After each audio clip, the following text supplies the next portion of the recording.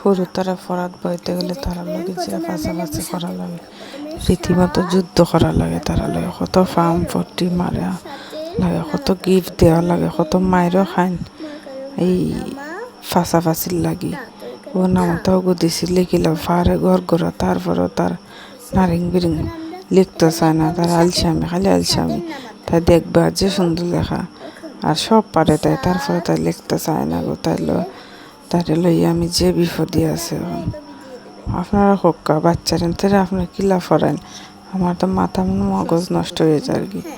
যদি কেউ ভালো করে ফরেন তো আমার একটুখান হইবা যে কিলা ফরাইন তাই মনে করো আমি একটু হেল্প পাইলাম আপনারা সাহায্য করলাম ফেসবুক অনলাইনে প্ল্যাটফর্মে বুঝাইনি আর আমার বাচ্চাকে লাগে দোয়া করবা যাতে মনোযোগ সহকারে পড়রা তাই পারে ও মনোযোগে যখন লেখাত লাগি যায় তখন বানাম ভুল হয় কারণ তখন তো তার মানতে তাকে খেলাইতা মোবাইল দেখতা হতা করতা ও তার দ্বারা তান ফিসাইরা পড়ার মধ্যে মন উঠে গেছে আগে নার্সারি থেকে যে পালা স্টুডেন্ট আসলে পড়তো জানুয়ারি মাসে তার রেস্ট দিছিলাম এখন তার রেস্ট থেকে নামাইতাম পারি আর না এখন যে কিতা লাগি রেস্ট দিয়েছিলাম দিয়া এক বিপদে হইলাম তার ফরাত মন বইতাম পারি না